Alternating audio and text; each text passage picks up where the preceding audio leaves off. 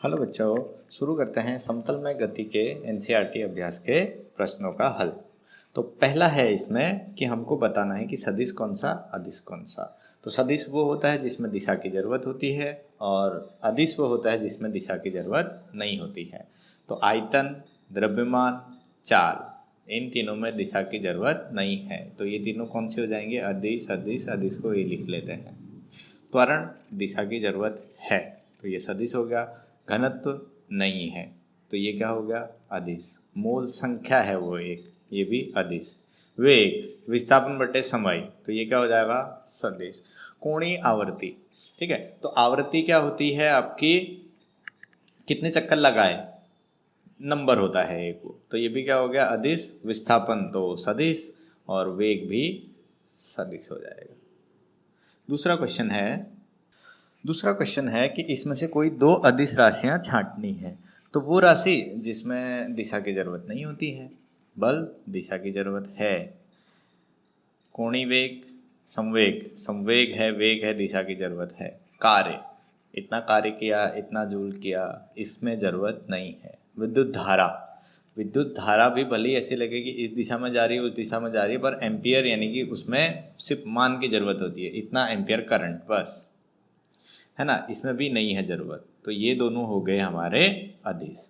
बाकी संवेग, विद्युत क्षेत्र, औसत वेग, चुंबकीय आघूर्ण, आपेक्षिक वेग, सब में दिशा की जरूरत है। तो आंसर हो जाएगा कार्य और विद्युत धारा। अगला क्वेश्चन देखते हैं अब। निम्न में से एकमात्र सदिश राशि को छांटिए। तो ताप, दाब, आवेग, समय, ये सब दे रखा है। तो इसमें एक ही सदिश राशि है आवेग। आवेग क्या होता है? संवेग में परिवर्तन। तो संवेग, वेग ही से ही पता चल रहा है कि यहाँ पे दिशा चाहिए।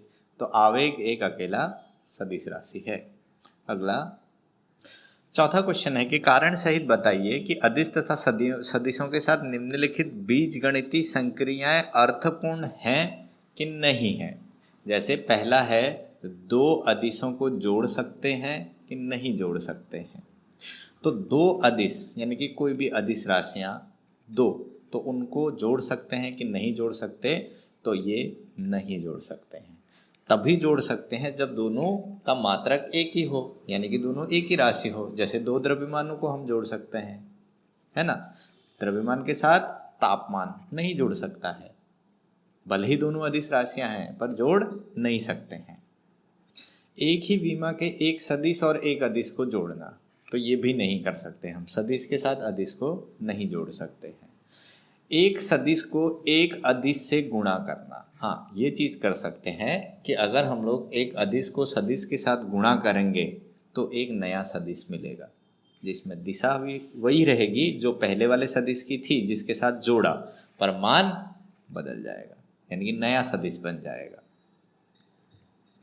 डी है इसमें दो अदिशों का गुणन। तो दो अदिशों को हम गुणा कर सकते हैं। जैसे पथ लंबाई किसके बराबर होती है? चाल गुणा समय, यानी कि चाल एक अदिश है, समय एक अदिश है, तो दोनों को गुणा किया तो हमको क्या मिली? पथ लंबाई एक और अदिश। दो सदिशों को जोड़ना, तो फिर वही बात, दो सदिशों को तभी जोड़ सकते हैं हम लोग जब दोनों के मात्रक यानी दोनों एक ही राशि को दर्शाते हो। तब एक सदिश के घटक को उसी सदिश से जोड़ना। अब जैसे कोई सदिश है, हमने उसका घटक किया, ये वेग है तो ये उसका घटक, ये थीटा है तो ये v cos थीटा आया। तो अगर ये वेग है, ये उसका घटक है, तो दोनों के मात्रक यानी दोनों एक ही राशि को दर्शाएंगे, तो दोनों को जोड़ सकते हैं, अर्थपूर्ण है। तो हम इसको लिख सकते हैं, अभी इस प्रकार से हम इसको लिख सकते हैं कि कौन सा अर्थपूर्ण है और कौन सा अर्थपूर्ण नहीं है। पांचवा क्वेश्चन है, अब हमको सत्य और असत्य बताना है और हमको यहाँ पे कथन दे रखे हैं उस हिसाब से। तो अब इसमें पहला देखते हैं इसका सॉल्यूशन।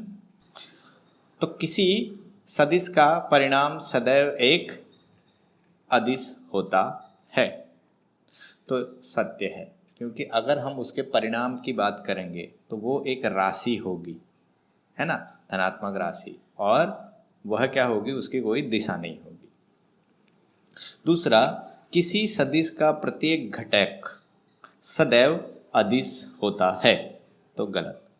तो अगर सदिश है और उसका घटक निकालेंगे, जैसे ये v है, ये v cos थीटा है, तो ये भी क्या होगा, एक सदिश होगा, इसकी भी दिशा होगी, तो ये असत्य हो जाएगा। सी है, किसी कण द्वारा चली गई पथ की कुल लंबाई सदैव विस्थापन सदिश के परिमाण के बराबर होती है, तो सी है असत्य है।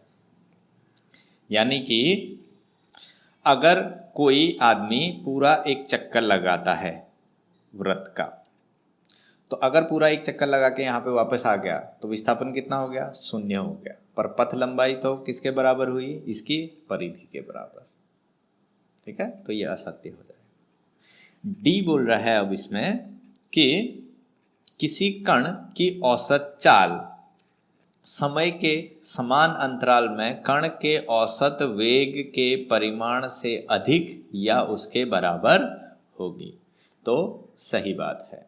अगर देखो वेग और चाल, तो वेग और चाल दोनों बराबर कब होंगे, जब दोनों एक ही दिशा में, एक ही सीधी दिशा में गति कर रहे हैं। जब कोई कण अगर सीधे दिशा में गति कर रहा है तो पथ लंबाई और विस्थापन दोनों बराबर होंगे, तो इसका मतलब है कि वेग और चाल बराबर होंगे।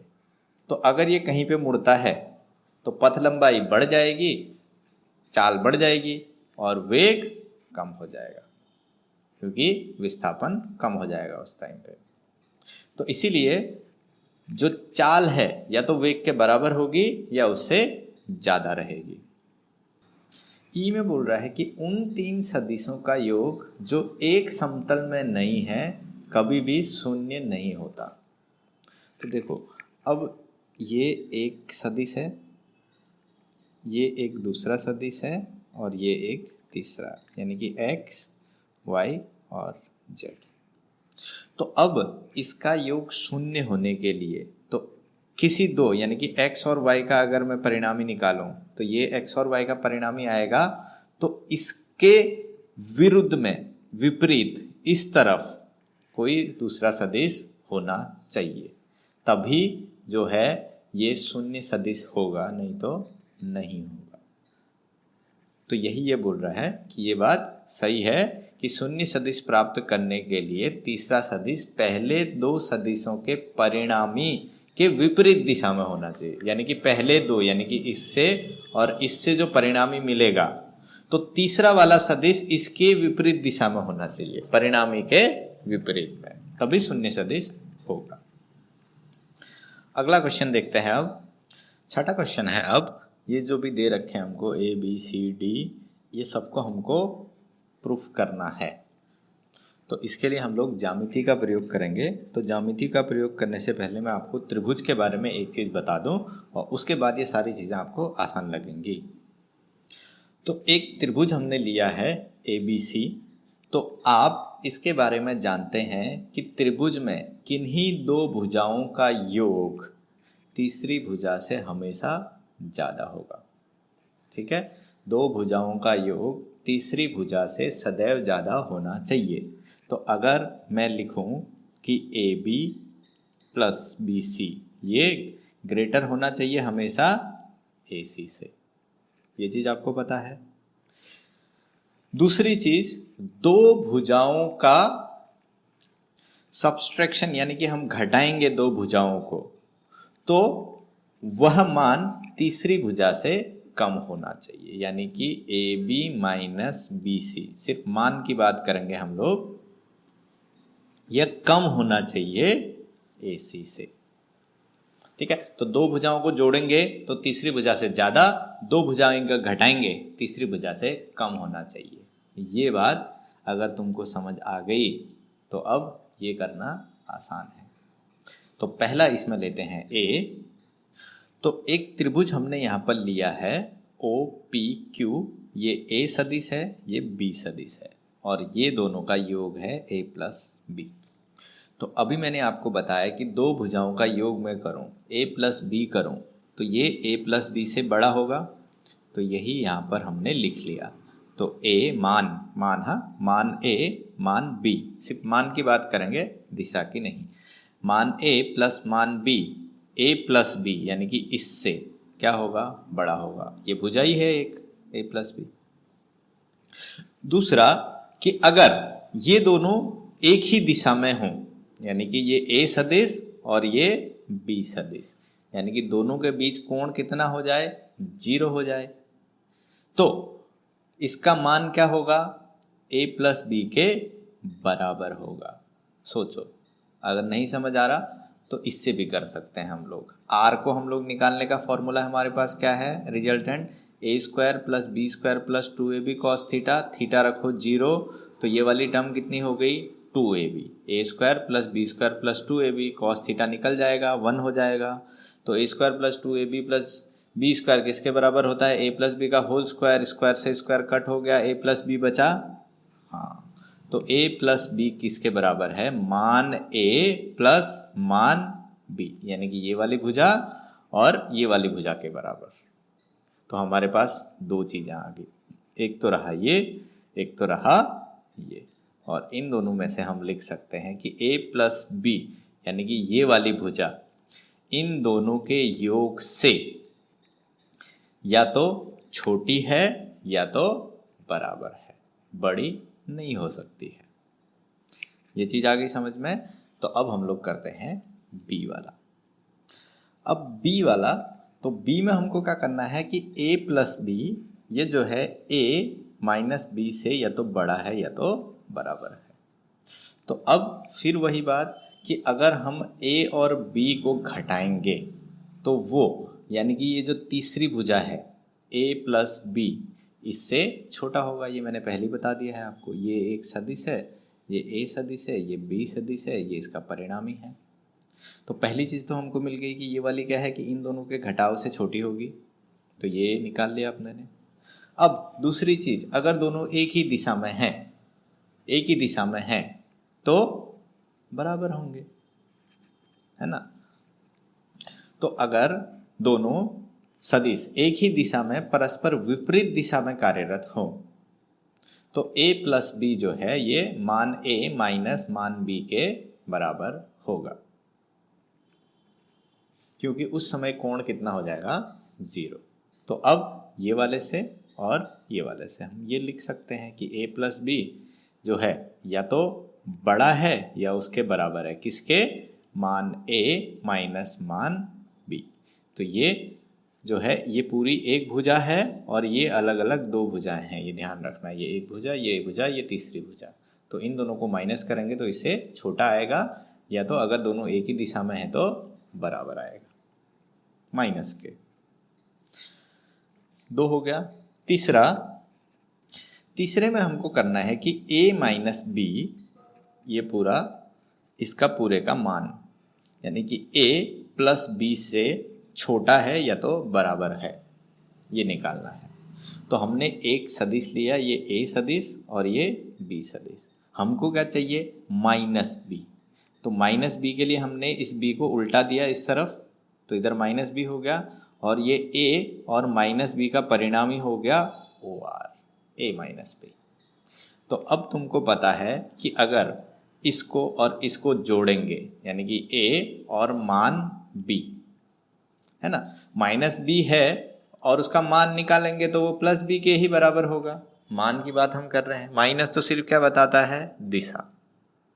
तो अब ये दोनों को जोड़ेंगे तो इससे, यानी कि तीसरी भुजा से ज्यादा होगा। तो a प्लस माइनस मानांक b लगा दिया हमने, तो वो प्लस b बन गया।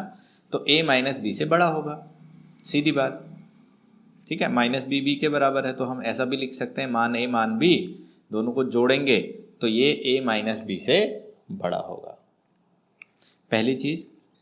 दूसरा कि अगर a और b एक सरल रेखा में परस्पर विपरीत दिशा में कार्यरत हों, a और b क्या है, दोनों सरल रेखा में हैं, एक इधर है एक इधर है, a और b। तो a माइनस बी क्या होगा, मान a प्लस मान b के बराबर रहेगा, क्योंकि कोण 0 हो जाता है उस टाइम पे, है ना। ये अलग दोनों विपरीत दिशा में तो 180 हो जाएगा, तो 180 हो जाएगा तो वो a माइनस बी के बराबर आ जाएगा। सॉरी, इसमें क्या हो जाएगा, थीटा 180, तो ये बराबर वाली चीज आ जाएगी, तो c भी निकल गया। अब d, तो अब इसमें d जो बोल रहा है ये कि a माइनस बी, ये पूरा मानांक ये बड़ा है दो भुजाओं के, यानी कि सदिश a और सदिश b के मान के घटाने से बड़ा या तो उसके बराबर है। तो देखो वही लास्ट वाली सिचुएशन, ये a सदिश है, b इधर होगा तो माइनस बी इधर ले लिया, और ये a माइनस बी इसका क्या आ गया, परिणामी आ गया। तो अब यहां पर अगर मैं ऐसा करूं कि a माइनस माइनस बी, है ना, माइनस बी लिखो और उसका मानांक करेंगे तो b ही बन जाएगा। तो ये दोनों का, अगर ये दोनों भुजाओं को मैं घटाऊंगा तो ये तीसरी भुजा से क्या होगी, छोटी होगी, यानी कि ये वाली भुजा बड़ी होगी इन दोनों से। तो इसको ऐसा भी लिख सकते हैं, मान a माइनस बी, ये क्या होगा, छोटा होगा, किससे, a माइनस बी से। बस यही है, a माइनस बी, और क्या है वो, बड़ा है इन दोनों के घटाव से। और फिर वही चीज, यदि a और b एक ही सरल रेखा में समान दिशा में है तो क्या हो जाएगा, a माइनस बी और ये मानांक a माइनस मानांक b, कोण 0 हो जाएगा, एक ही दिशा में होंगे तो। और ये दोनों परिणामों में से हम ये लिख लेंगे। एकदम आसान है, बस आपको त्रिभुज वाली कंडीशन याद रखनी है, बस और कुछ नहीं। अगला क्वेश्चन करते हैं अब। 7वां क्वेश्चन है कि यदि सदिश a सदिश b सदिश c सदिश d बराबर 0 है, यानी कि ये 4 हमको सदिश दे रखे हैं और सबका सदिश योग 0 है, तो नीचे दिए गए कथनों में से कौन सा सही है। तो पहला वाला है कि a b c d सब 0 हो, तो ये 0 हो, तो ये सही नहीं है ना। ऐसा भी हो सकता है, देखो कैसे, कि एक सदिश है a, दूसरा सदिश b, तीसरा सदिश c और चौथा इधर d, ठीक है, a b c d। तो ये कौन, बहुभुज वाला जो नियम है, तो सब मिल गया इधर, तो 0 हो गया, तो ये सदिश तो 0 नहीं है, तो इसलिए ये सही नहीं है। दूसरा कि a प्लस c, यानी कि सदिश a सदिश b का परिमाण b प्लस d के परिमाण के बराबर होगा, तो ये बात सही है। तो अगर इसको ऐसे भी लिख सकते हैं ना कि a plus b plus c plus d बराबर 0 है, तो ये वाली चीज उधर लेके चले जाओ, तो a प्लस b बराबर minus c plus d, minus है। अगर मैं मान की बात करूं दोनों तरफ, तो मान बराबर आएंगे, क्योंकि मान में माइनस चला जाएगा, सिर्फ दिशा चला जाएगी, सिर्फ परिमाण बचेगा, तो सही है। सी, ए का परिमाण बी सी तथा डी के परिमाण के योग से कभी भी अधिक नहीं हो सकता है, तो सही बात है, क्योंकि देखो कि a plus B plus C plus D क्या है, 0 के बराबर है, तो a बराबर क्या हो जाएगा, b c d हो जाएगा। दूसरे पेज में देखते हैं इसको, तो a बराबर क्या हो गया, माइनस, ये सारा सदिश है, ये ध्यान देना, ऊपर सदिश लगा है, तो minus b plus C plus D, तो a का मान b plus C plus D के बराबर ही होगा, उससे ज्यादा नहीं हो सकता है। d में बोल रहा है, ये d में जैसे बोल रहा है कि यदि a और d संरेखी नहीं है, जैसे यहां पर मैंने एक बना रखा है, ये a है ये d है, दोनों संरेखी नहीं है, ये इस रेखा में है ये इस तरफ रेखा में है, तो b प्लस c यानी कि b और c का परिणामी, यानी कि ये b है ये c है, तो इसका परिणामी अगर मैं बनाऊं यहां पर, तो ये इस तरफ होगा, ये b प्लस c हो गया,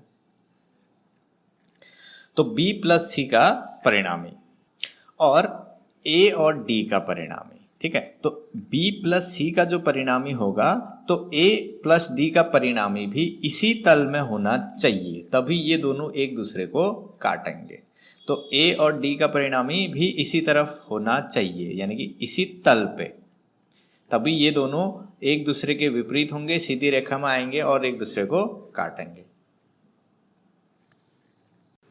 और अगर A और D संरेखी हैं, यानी कि एक ही दिशा में हैं, तो B प्लस C भी उसी दिशा में होगा। सिंपल सी बात है, अगर ये सब एक ही दिशा में होते हैं तो B प्लस C भी क्या होगा, इसी रेखा में होगा। तो ये था D वाला। अब अगला क्वेश्चन देखते हैं। इसमें 8वां क्वेश्चन है कि 3 लड़कियां जो है 200 मीटर त्रिज्या वाले वृत्तीय बर्फीली सतह पर स्केटिंग कर रही है। तो यहाँ पर ये स्केटिंग कर रही हैं 3 लड़कियां। तो A, B और ये तीसरा जो है ये C है। तो A वाली ऐसे जा रही है, B वाली एकदम सीधे जा रही है और C वाली ऐसे जा रही है। तो अब ये बोल रहा है कि वे सतह के किनारे के बिंदु P से स्केटिंग शुरू करती हैं और P के व्यासी विपरीत बिंदु Q पर जा रही हैं। ठीक है, तो जैसा दिखाया गया है। तो यह बोल रहा है कि प्रत्येक लड़की के विस्थापन सदिश का परिमाण कितना है। तो सबका विस्थापन कितना होता है, क्या होता है, प्रारंभिक और अंतिम बिंदुओं के बीच की न्यूनतम दूरी, और वो क्या होगा, व्यास के बराबर होगा। यानी कि इसका व्यास 200 है, इसकी त्रिज्या 200 है, तो व्यास 400, विस्थापन सबका 400 है, A का भी, B का भी और C का भी।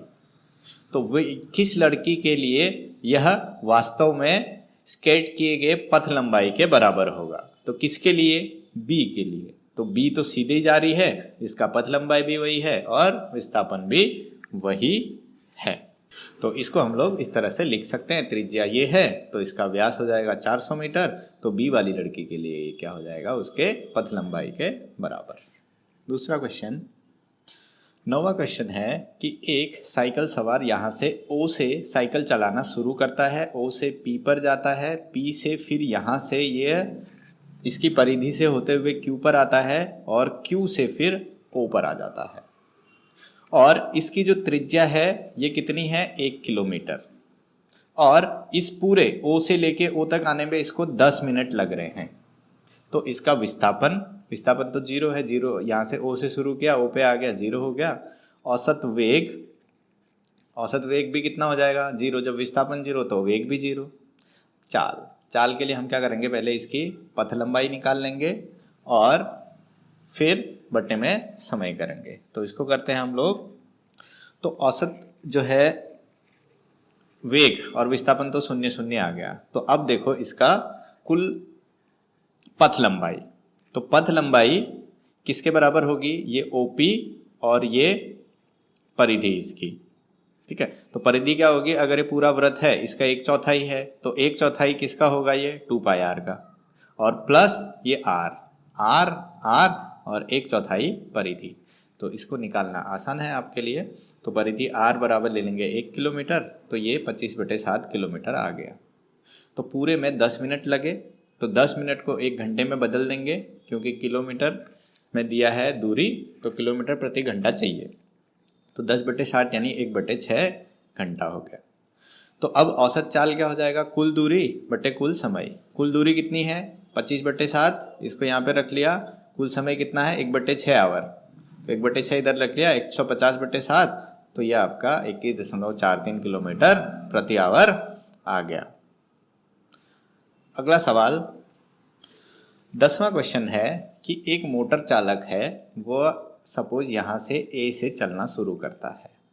तो अब वो क्या करता है कि 500 मीटर तक वो सीधे जाता है, ये मीटर है, 500 मीटर तक वो क्या कर रहा है, सीधे जा रहा है, फिर 60 डिग्री का कोण बना के घूम जाता है, फिर 500 मीटर तक सीधा जाएगा, फिर 60 डिग्री का कोण बना के घूम जाएगा, फिर 60 डिग्री, फिर 60 डिग्री, हर एक 500 मीटर के बाद वो 60-60 डिग्री घूम जाता है।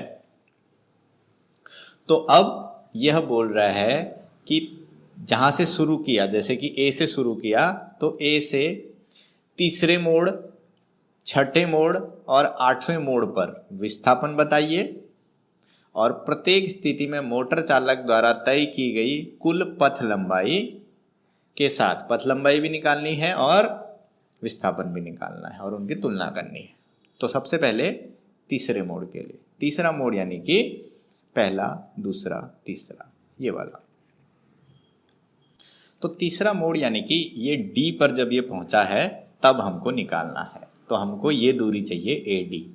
तो अब देखो, अगर मैं इसको ऐसे मिला दूं ये बी के साथ, तो ये क्या बना, एक समबाहु त्रिभुज। तो ये 500 है, तो ये भी 500, तो ये भी 500 होगा। ऐसे ही यहाँ पर अगर इसको मिला दें इसके साथ, सी के साथ, ठीक बात, तो ये 500 है, ये 500, तो ये भी 500, समबाहु त्रिभुज बन रहा है ना ये। तो 500, 500, 1000। तो तीसरे मोड़ के लिए विस्थापन कितना हो गया, एडी 1000 के बराबर हो गया। पथ लंबाई कितनी हुई, 500, 500, 500, 1500, ठीक।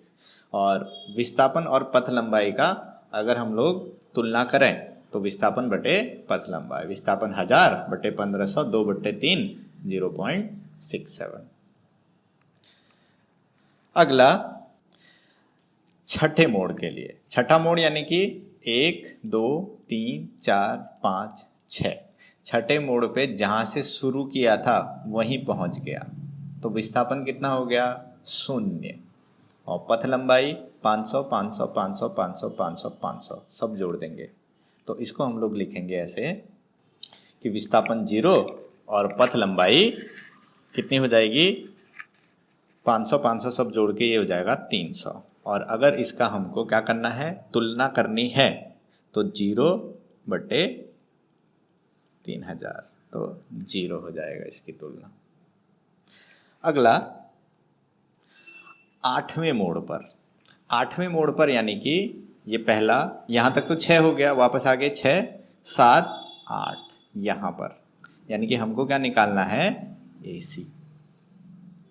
तो AC कैसे निकालेंगे, देखो, तो इसको हम लोग ऐसे ज्ञात करेंगे, ये एक सदिश हो गया 500, ये एक दूसरा सदिश हो गया 500, और इन दोनों के बीच का कोण है 60, और ये क्या हो जाएगा, AC इनका परिणामी। तो परिणामी कैसे निकालते हैं, R बराबर A² + B² + 2AB cos theta. तो A का मान 500, B का मान 500 और थीटा कितना हो गया, 60। तो ये मान रख के हम लोग R निकाल लेंगे, वो विस्थापन हो जाएगा। तो इसको हम लोग लिखेंगे, तो इस तरह से AC आ जाएगा आपका 886 मीटर, ठीक।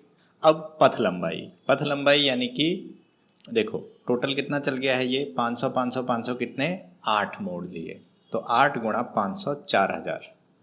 तो अब विस्थापन बटे पथ लंबाई को भाग करके तुम निकाल सकते हो 0.22। तो ये इसका तुलना हो गई। अगला क्वेश्चन देखते हैं। अब 11वां क्वेश्चन ऐसा बोल रहा है कि एक कोई व्यक्ति है, वो किसी नए शहर में आया है, तो वो जहाँ पे एक है स्टेशन से और उसका होटल कितना दूर है, 10 किलोमीटर दूर है। तो क्या है कि कोई टैक्सी वाला उसको पूरा घुमाता है, उसको नहीं पता है कि भाई कितनी दूर है करके, उसको 23 किलोमीटर घुमा के वो पहुंचाता है होटल, इधर उधर लेके गया, घुमा घुमा के रास्ता, 28 मिनट लगाए। तो टैक्सी की औसत चाल, औसत वेग क्या होगा, औसत चाल क्या होगी, पथ लंबाई 23 किलोमीटर बटे समय, और औसत वेग क्या होगा, ये कितना है दूरी, 10 किलोमीटर, तो 10 किलोमीटर बटे समय। तो इसको हम लोग निकाल लेते हैं फटाफट। तो औसत चाल क्या हो जाएगी, कुल दूरी, कुल दूरी कितनी है, 23 किलोमीटर बटे में इसको जो 28 मिनट है, ये इसको हमने बदल दिया किसमें, आवर में, डिवाइड बाय 60 करके, तो 7/15 घंटा होगा, तो डिवाइड बाय 7/15 इतना आया। ऐसे ही औसत वेग, विस्थापन कितना है, 10 किलोमीटर बटे समय 7/15, तो 150/7, तो 21 किलोमीटर, 21.43 किलोमीटर प्रति घंटा। तो ये हो जाएगी उसकी औसत चाल। अगला सवाल, अगला क्वेश्चन बोल रहा है कि वर्षा का पानी 30 मीटर प्रति सेकंड की चाल से ऊर्ध्वाधर नीचे गिर रहा है। तो यानी कि पानी इस तरह से नीचे गिर रहा है ऊर्ध्वाधर दिशा में, कितना? 30 मीटर प्रति सेकंड। कोई महिला उत्तर से दक्षिण की ओर 10 मीटर प्रति सेकंड की चाल से साइकिल चला रही है। कहाँ से? उत्तर से दक्षिण। तो अब हम यहाँ पर उत्तर दक्षिण ऐसे मानते हैं कि आपको पता चले ये एक्चुअली ऊपर से नीचे आ रहा है, ठीक है। तो अब कोई महिला उत्तर से दक्षिण की तरफ जा रही है, अरे उत्तर इधर मान लो, दक्षिण इधर मान लो, ऐसे जा रही है 10 मीटर प्रति सेकंड से। तो अब इस महिला को अपना छाता किस दिशा में रखना चाहिए? यानी कि हमको क्या निकालना है? वेग किसका? रेन का इस महिला, यानी कि ये महिला है लेडी, इसके सापेक्ष। तो V R minus V L हमको निकालना, वेलोसिटी ऑफ ये लेडी। तो V R minus V L करना है। तो वी आर तो ये है, तो वी एल माइनस में चाहिए, ये वी एल प्लस में है तो इधर हो जाएगा वी एल माइनस का। तो अब देखो इन दोनों का परिणामी ये रहा, तो इसको इस दिशा में छाता लगाना है। तो ये है -10 मीटर प्रति सेकंड, तो इस तरफ को। तो अब हमको ये कोण निकालना है, ये 30 है, ये 10 है, तो पहले ये निकाल लेंगे और फिर ये कोण निकाल लेंगे। या तो इस ऊर्ध्वाधर के साथ निकाल लो या तो क्षैतिज के साथ ये कोण निकाल लो, कोई भी निकाल सकते हैं। तो इसको हम लोग कैसे करेंगे फटाफट। तो यहाँ पर हमने नॉर्थ ईस्ट साइड लिया, साउथ ईस्ट साइड लिया, जैसे आप लेना चाहो, है ना, कुछ भी ले सकते हैं। तो अब यहाँ से वर्षा और यहाँ से यहाँ पे VW है, वुमन है, ठीक है। तो इस तरफ जा रही थी तो उसका उल्टा इस तरफ हो जाएगा। तो यानी कि ये वर्षा और ये लेडी, तो इस तरफ इसका माइनस हो जाएगा और ये इसका परिणामी हो गया। तो अब ये परिणामी हो गया तो हमको निकालना है ये कोण अल्फा किस दिशा में, कितना डिग्री ये छाता को घुमाए। ऐसे छाता लगानी है इसको इस तरफ। तो ये हमको दिया है, ये हमको दिया है, ये हमको निकालना है, ये मैं बता दिया है आपको पहले ही। तो अब देखो ये कोण कितना है, 90 डिग्री है। तो वेग यानी कि जो बरसात है वो किस वेग से आती हुई दिखाई देगी? तो वी आर का square plus V W square, यानी कि दोनों का स्क्वायर कर देंगे और फिर उसका रूट निकाल लेंगे। तो इतने वेग से आती हुई प्रतीत होगी। अब कोण अल्फा, तो अल्फा किसके बराबर हो जाएगा? तो अगर हम लोग tan अल्फा की बात करें तो ये सामने वाला लंब, ये आधार, तो वी डब्ल्यू, ये वी डब्ल्यू है तो ये वी डब्ल्यू, तो वी डब्ल्यू बटे वी आर। तो ये हो गया 10/30 यानी 1/3, 0.333। तो अब tan अल्फा बराबर 0.33 है, तो अल्फा क्या हो जाएगा? tan इनवर्स 0.33, तो ये आ जाएगा 18 डिग्री 26 मिनट। तो इसको ऊर्ध्वाधर के साथ इतना छाता घुमाना पड़ेगा इस तरफ को, कितना? 18 डिग्री 26 मिनट। अगला क्वेश्चन है, तो अगला प्रश्न है नदी नाव वाला। ये वाले हमने जो वीडियो है नदी नाव वाला, अगर वो नहीं देखा है तो वो एक बार देख लेना, तो फिर ये आप आसानी से कर सकते हो इसको। तो अब एक व्यक्ति है वो स्थिर पानी में, यानी कि ये एक नदी है, ये बह रही है, कितना? 3 किलोमीटर प्रति आवर से। अब कोई व्यक्ति स्थिर पानी में 4 किलोमीटर प्रति आवर से तैर सकता है, यानी कि ये वाला जो वेग होगा ये VM, ये जो होगा ये 4 होगा जब पानी स्थिर हो। तब अगर ये सीधा जाना चाहेगा तो सीधा जाएगा, तब जब पानी चल रहा है VW, तो ये क्या होगा? नदी इसको खिसका देगी। तो ये आगे जाना चाहता है, नदी इसको यहाँ पहुँचा देती है, फिर ये आगे जाना चाहता है, फिर नदी यहाँ पहुँचा देना चाहता, फिर ये आगे जाए, तो ये सीधा निकला था, पहुँच गया इधर। तो इतना क्या हो गया इसका? ये विस्थापन हो गया, ठीक है, अपवहन हो गया, इस तरफ ड्रिफ्ट हो गया। तो अब ये क्या बोल रहा है कि जब वह नदी के दूसरे किनारे पर पहुंचता है तो नदी के बहाव की ओर कितनी दूर पहुंचेगा, ये कितनी दूर पहुंचेगा, ये निकालना है हमको। तो पहले तो यहां से यहां पहुंचने में समय कितना लगा, तो ये चौड़ाई, नदी की चौड़ाई अपने को पता है, और अपने को क्या पता है कि इस चौड़ाई में ये किस वेग से जा रहा है, इस तरफ का वेग ये वाला, तो ये हमको पता है 4, तो हम समय निकाल सकते हैं। तो समय बराबर क्या होता है, विस्थापन बटे वेग। तो विस्थापन कितना है 1 किलोमीटर, वेग कितना है 4 किलोमीटर, तो वो निकल जाएगा। और फिर हम लोग क्या निकालेंगे इसका d। तो d कैसे निकलेगा, तो इस तरफ का विस्थापन निकालना है, तो इस तरफ का वेग कौन सा है, ये वाला, ये पानी का वेग 3 किलोमीटर पर आवर। और समय कितना लगा, वही जो यहां से यहां पहुंचने में समय लगा है, जो हमने निकाला है अभी, तो उससे हम लोग d निकालेंगे। तो इसको लिखेंगे कैसे, तो यहां पर पहले तो समय निकाल लो। तो समय नदी की चौड़ाई बटे व्यक्ति की चाल, तो नदी की चौड़ाई 1 किलोमीटर बटे व्यक्ति की चाल 4 किलोमीटर प्रति घंटा, तो 1/4 आवर, और इसको मिनट में कर दिया 15 मिनट। अब ये निकालना है ड्रिफ्ट यानी कि अपवहन, है ना, BC। तो ये किसके बराबर होगा, VR, यानी कि ये पानी का वेग इस दिशा में है, और गुणा कितना समय लगा, तो समय तो वही लगा जो यहां से यहां पहुंचने में लगा है, वही समय लगेगा यहां से यहां पहुंचने में। तो अब ये समय हमने पहले निकाल रखा है 1/4, तो 1/4 यहां पे रख दिया, तो 3000/4, तो ये 750 मीटर, तो ये 750 मीटर दूर गया। दूसरा क्वेश्चन अब इसके बाद अगला है कि एक बंदरगाह पर कोई जहाज खड़ा है, या तो नौका बोल लो, और वहां पर क्या है कि इतना 72 किलोमीटर प्रति आवर से हवा चल रही है। तो नौका के ऊपर एक झंडा लगा हुआ है, वो कहाँ, नॉर्थ ईस्ट दिशा में लहरा रहा है, नॉर्थ ईस्ट ये वाली दिशा में लहरा रहा है, यानी कि हवा इसी दिशा में चल रही होगी, तो इसलिए इसी दिशा में ये लहरा रहा है।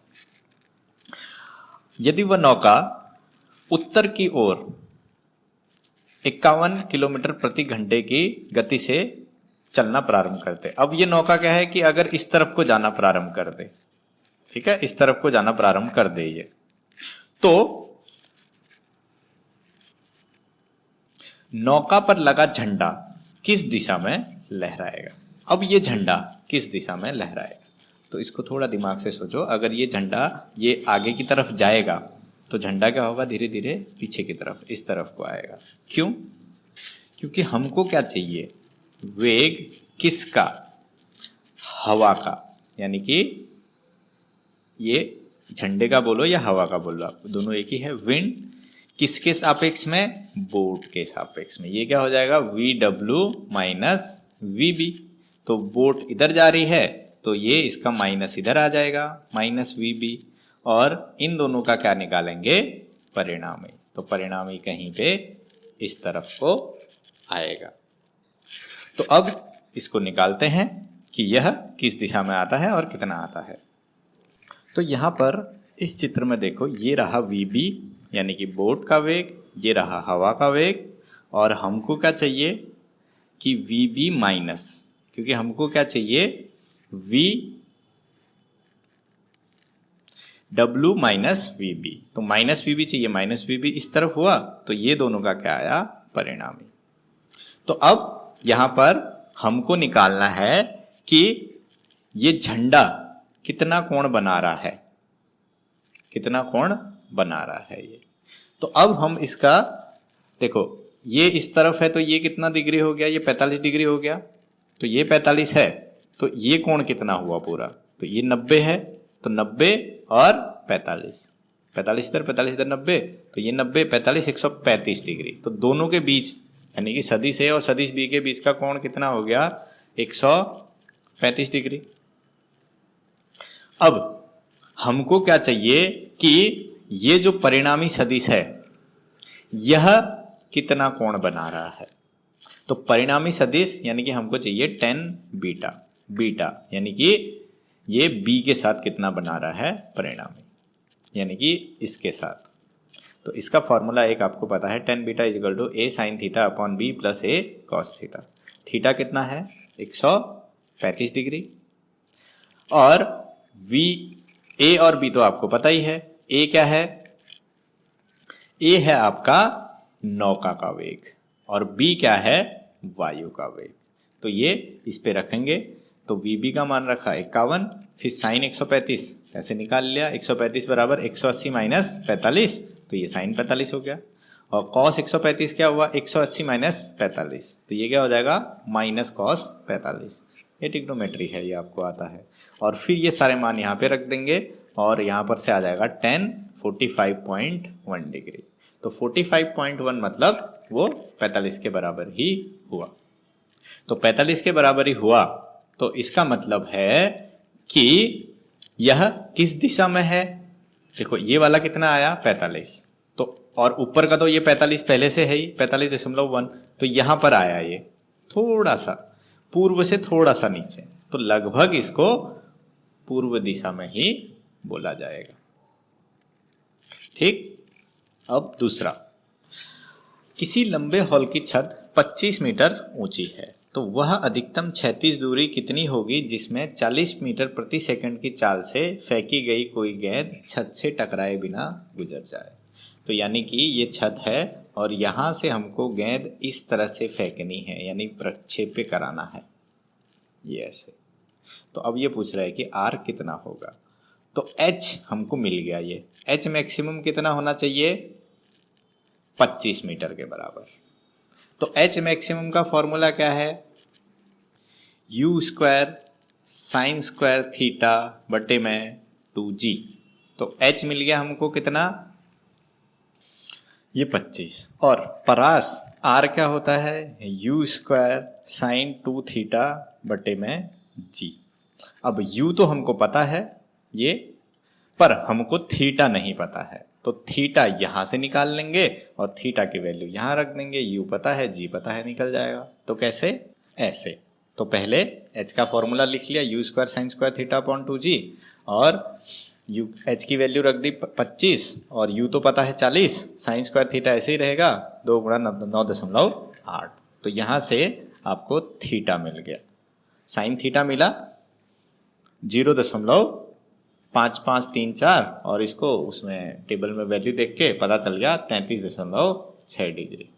तो अब ये थीटा की वैल्यू परास के फॉर्मूले U square sine 2 theta upon G में रखेंगे और ये सारी वैल्यू रखेंगे, कट पीट के आंसर आपका 150.5 मीटर आ जाएगा।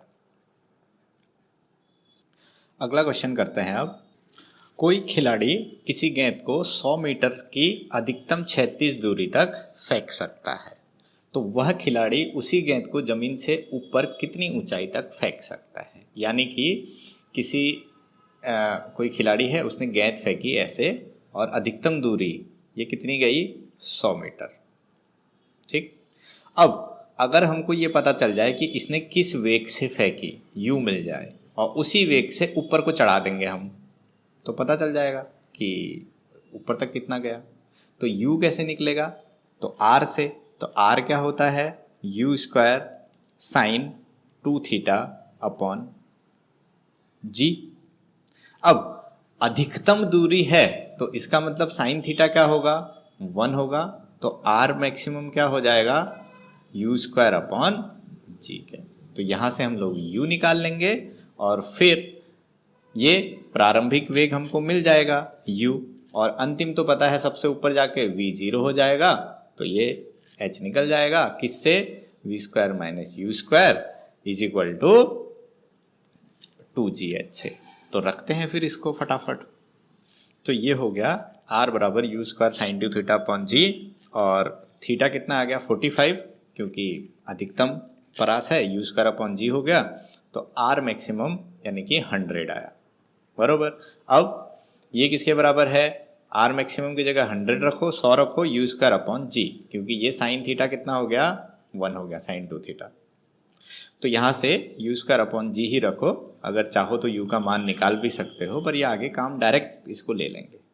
तो अब देखो, अब ऊपर की तरफ फेंक रहा है जो मैंने आपको बताया, तो ये v कितना हो जाएगा, सबसे ऊपर जाएगा तो 0 हो जाएगा v, और u तो हमको u स्क्वायर प्लस 2as इतना है।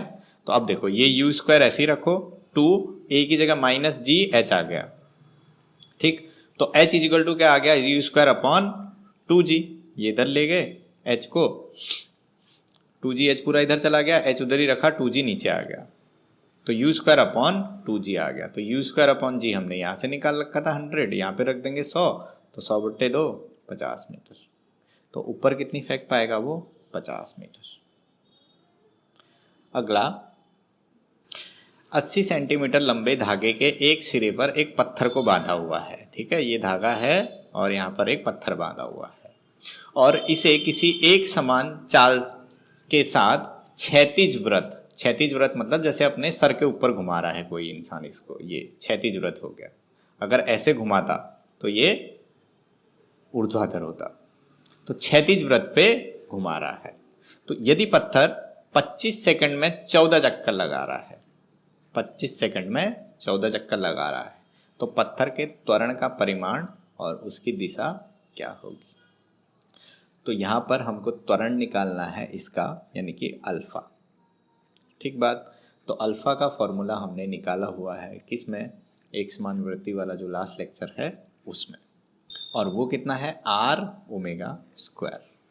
तो r तो ये दिया हुआ है और ओमेगा निकालना है। ओमेगा क्या है, कोणीय वेग। तो कोणीय वेग कहाँ से हमको मिलेगा, ओमेगा इज इक्वल टू 2π नू से। नू कहाँ से मिलेगा, ये 25 सेकंड में 14 चक्कर से।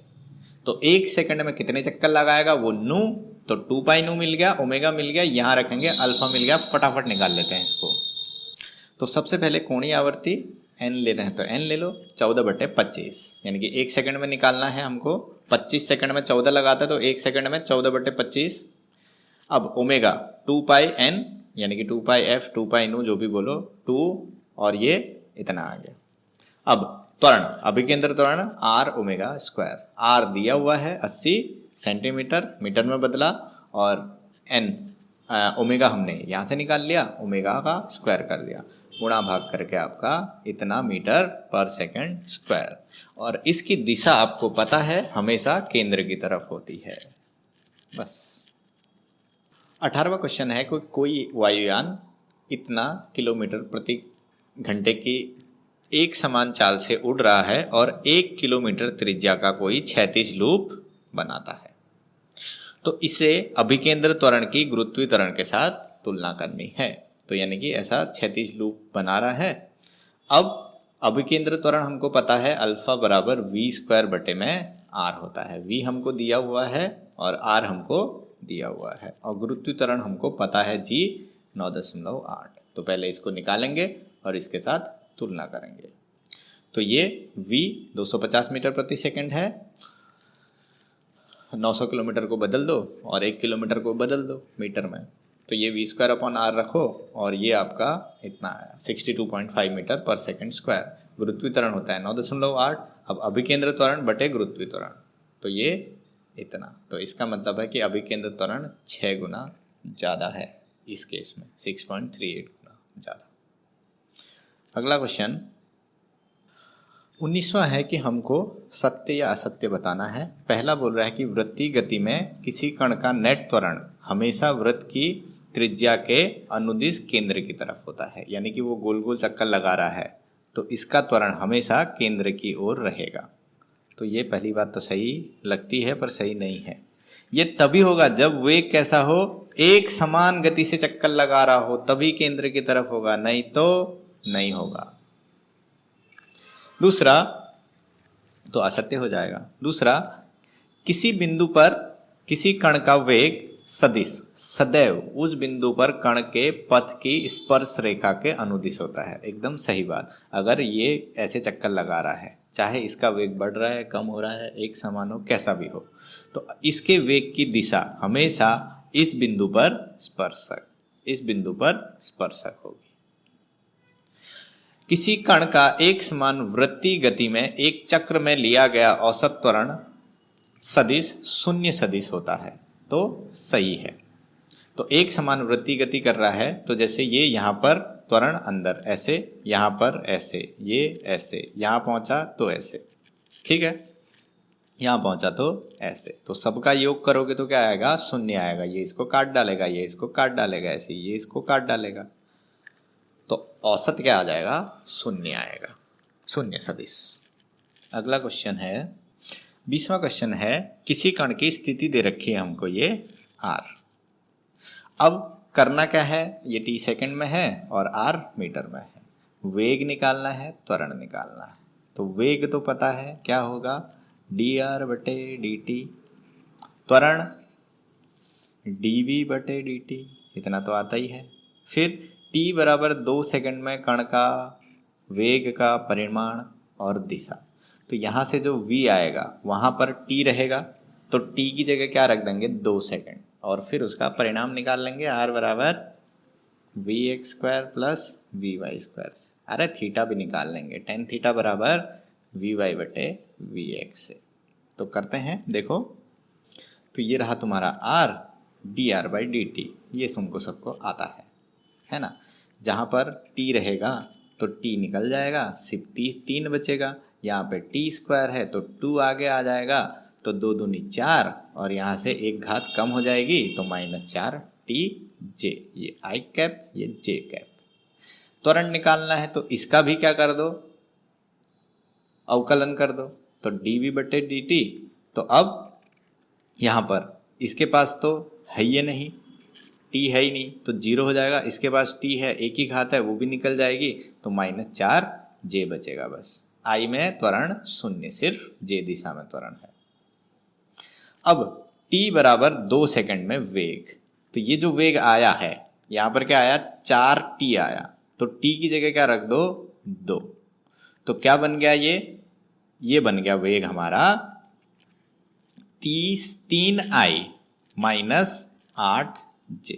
अब इसका मान कैसे निकालते हैं, ये आपको पता है, स्क्वायर रूट में 3 का स्क्वायर प्लस -8 का स्क्वायर, तो ये इतना आएगा। अब थीटा, तो टेन थीटा आपको पता है, अभी बताया, वी वाई बटे वी एक्स, ये y है -8 और x क्या है 3, तो -8 बटे 3 माइनस 2.6667, तो टेन थीटा कितना हो जाएगा फिर, टेन इनवर्स इतना, तो ये आ जाएगा 69.5 डिग्री x की ओर। तो इसका मान भी निकल गया, दिशा भी निकल गई। तो अगला क्वेश्चन करते हैं। अगला क्वेश्चन है, अब कोई कण t बराबर 0 क्षण पर मूल बिंदु से 10 मीटर प्रति सेकंड के वेग से चलना प्रारंभ करता है।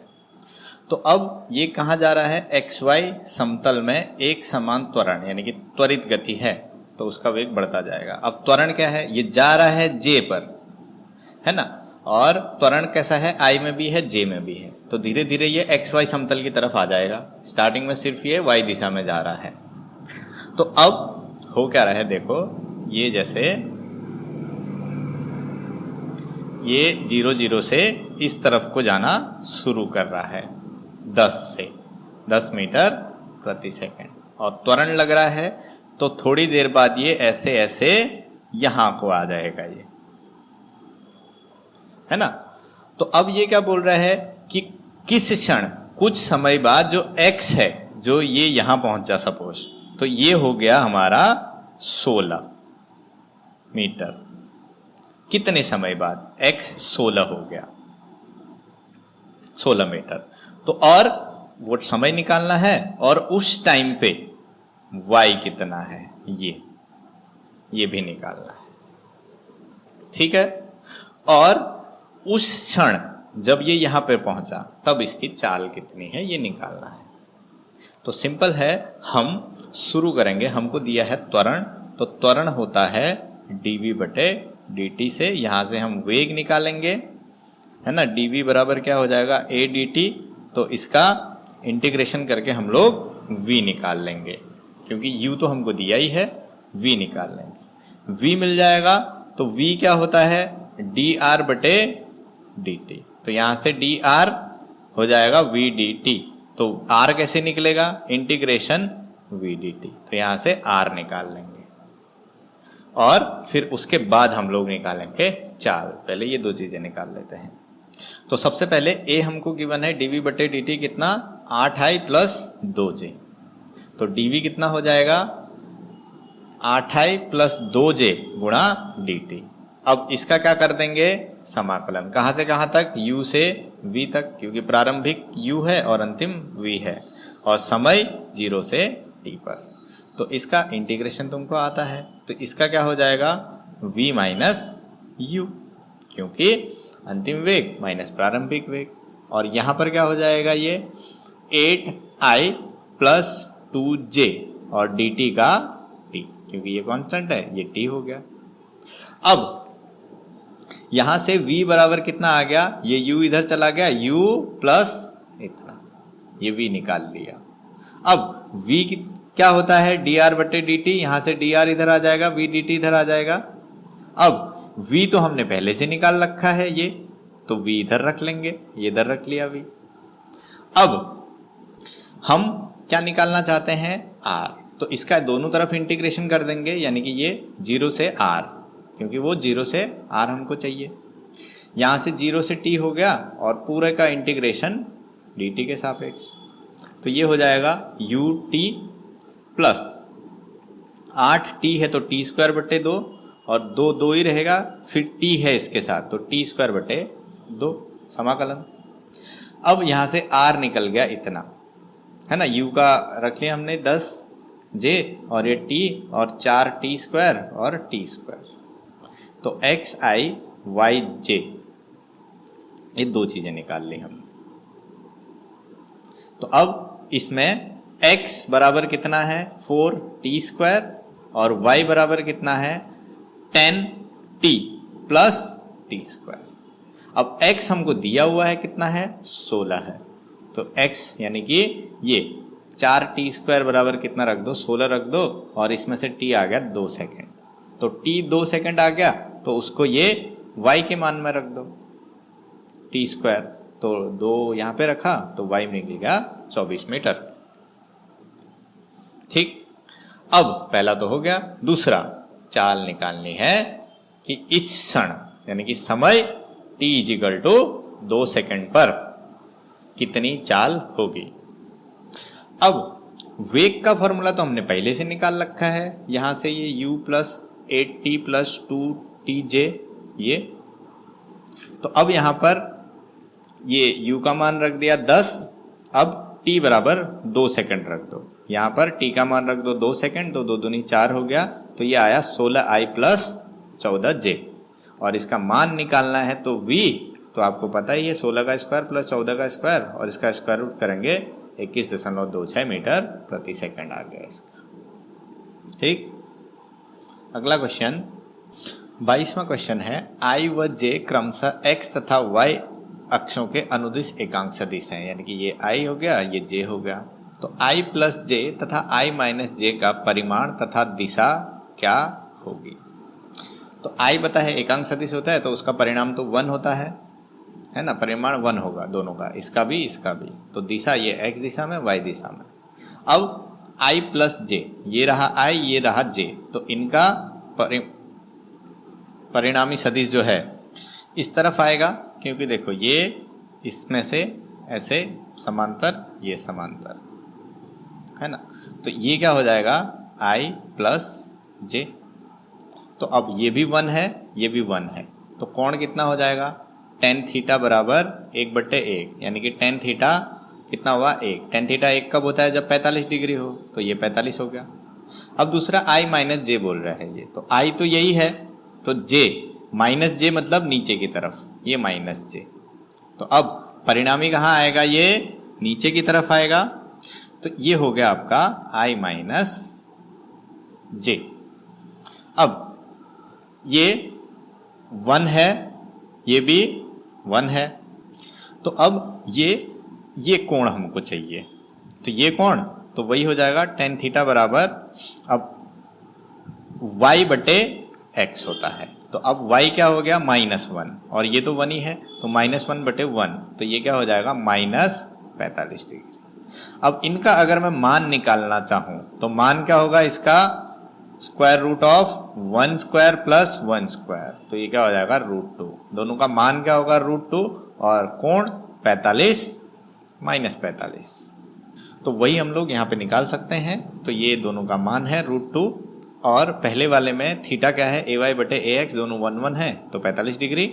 और दूसरे में क्या है, दूसरे में मान तो वही रहेगा, चाहे प्लस हो या माइनस हो √2 ही रहेगा, -1 का स्क्वायर भी 1 ही हो जाएगा और पर थीटा बदल जाएगा। ये -1 1 -1 तो क्या आ जाएगा -10 45 डिग्री। तो ये दिशा और मान आ गया। अब पहली चीज तो हमने कर ली। अब ये दूसरा बोल रहा है कि एक सदिश है a यानी कि 2i + 3j और इसका i + j यानी कि ये वाला जो है i + j और दूसरा ये है जो i - j के दिशाओं के अनुदिश घटक निकालना है। ठीक है, तो जैसे हमको एक सदिश दे दिया कोई a, ये माना कि सदिश a है, तो अब इसका इस दिशा में घटक माना कि ये क्या है थीटा है, तो इस दिशा में इसका घटक क्या हो जाएगा a cos थीटा, ये घटक हो गया इसका। तो अब देखो dot product a dot b क्या होता है, a यानी कि ये वेक्टर है a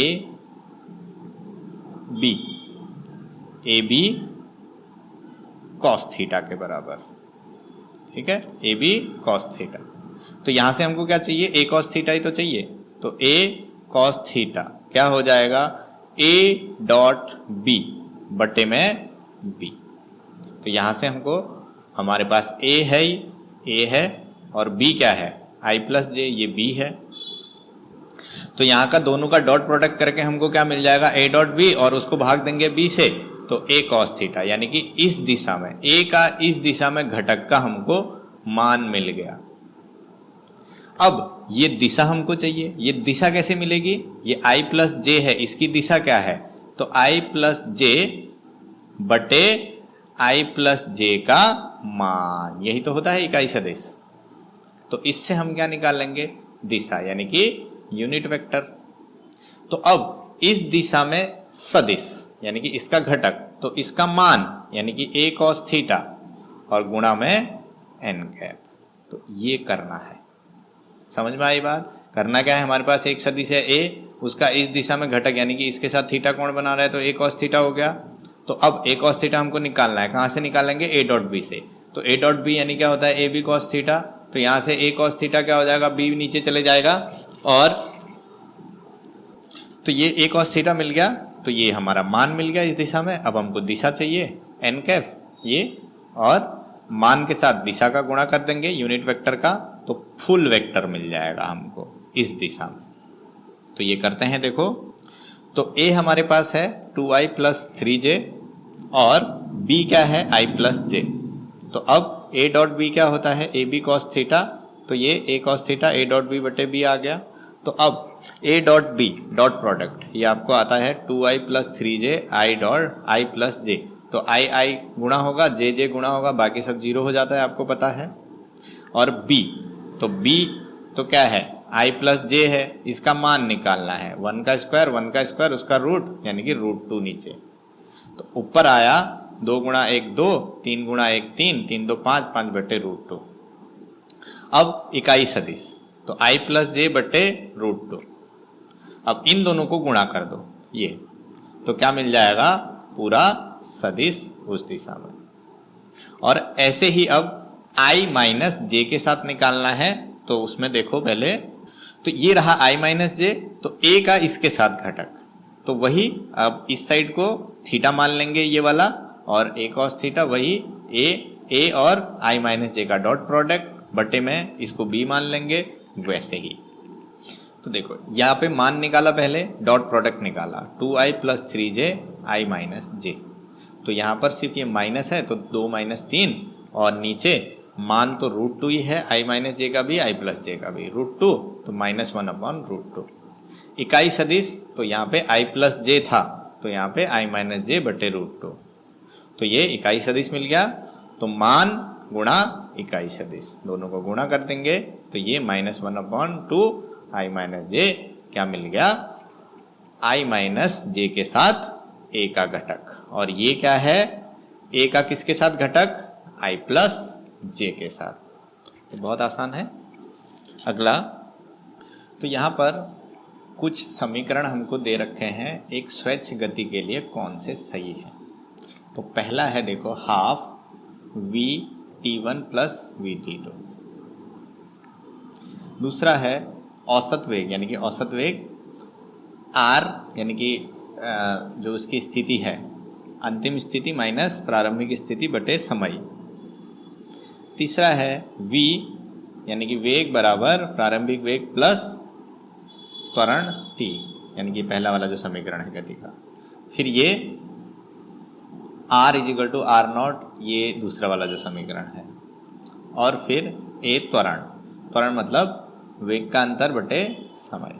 तो यहाँ पर कौन सा सही है, तो यहाँ पर सिर्फ b और e सही है ये, और बाकी समीकरण किसके लिए हैं, ये एक समान त्वरित गति के लिए है ना, किसी स्वैच्छ गति के लिए नहीं है। आसान सा है। तो यहाँ पर अदिश राशि के लिए कुछ चीज़ें दे रखी हैं और हमको बताना है कि कौन सही है, कौन सत्य है, कौन असत्य है। तो अदिश वह राशि है किसी प्रक्रिया में संरक्षित रहती है, तो हमेशा नहीं रहती है, तो असत्य हो जाएगा। जैसे ऊर्जा जो है वो एक अदिश राशि है, पर जब प्रत्यास्थ टक्कर होगी, ठीक है, तभी वो संरक्षित होगी, नहीं तो नहीं होगी। प्रत्यास्थ मतलब टकराई और वापस आ गई, जिस वेग से गई उसी वेग से वापस आ गई, तो यहाँ पर कोई भी ऊर्जा नहीं लगी। दूसरा, कभी ऋणात्मक नहीं होती है, तो सही बात है। तो कभी भी इसका मान जो है वो ऋणात्मक नहीं हो, ऐसा नहीं होता है। तो इसीलिए जैसे कि तापमान है -10 डिग्री, -33 डिग्री होता है, तो माइनस तो होता है, तो इसलिए क्या हो जाएगा, असत्य हो जाएगा। विमाहीन होता है, तो यह ऐसा नहीं है, क्योंकि बहुत सारी ऐसी राशियां हैं जिनके पास विमा होती हैं और बहुत सारी अदिश राशियां हैं जिनके पास नहीं भी होती हैं। किसी स्थान पर एक बिंदु से दूसरे बिंदु के बीच नहीं बदलती है, तो ये भी गलत है। जैसे कुछ राशियां हैं जो बदल जाती हैं, जैसे घनत्व है, ताप है, आवेश है, तो यह परिवर्तित होती हैं एक बिंदु से दूसरे बिंदु पर। चौथा, ये लास्ट, उन सभी दर्शकों के लिए एक ही मान रखती है, चाहे अक्षों के अभिविन्यास भिन्न भिन्न क्यों न हो।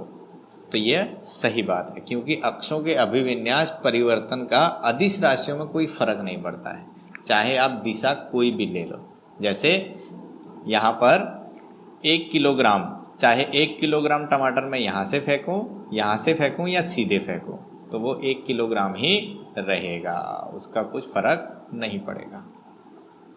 आखिरी सवाल है इसमें कि कोई यान पृथ्वी से 3400 मीटर की ऊंचाई पर उड़ रहा है, यानी कि यहाँ से पृथ्वी से 3400 मीटर ऊंचाई पर उड़ रहा है। तो अब यह 10 सेकंड में यहाँ से यहाँ पहुँच गया, तो उतने समय में इसने कितना कोण बनाया, 30 डिग्री का। तो इसकी चाल हमको निकालनी है, तो चाल निकालने के लिए हमको ये पता होना चाहिए। तो अब 30 डिग्री दिया है, तो tan 30 बराबर क्या होगा, लंब बटे आधार, तो AB बटे OA, तो यहाँ से हमको AB मिल गया। अब AB मिल गया और समय हमको पता है 10 सेकंड, तो चाल क्या होगी, दूरी बटे समय, तो दूरी ये निकाल रखी है और समय ये हो गया 10, तो इतनी चाल आएगी। तो इतने क्वेश्चन थे इसमें, तो थैंक यू। और इसी प्रकार बाकी सारे चैप्टरों का भी हल प्राप्त करने के लिए, जल्दी से जल्दी वीडियो प्राप्त करने के लिए, तो इसको लाइक करें, सब्सक्राइब करें। Thank you.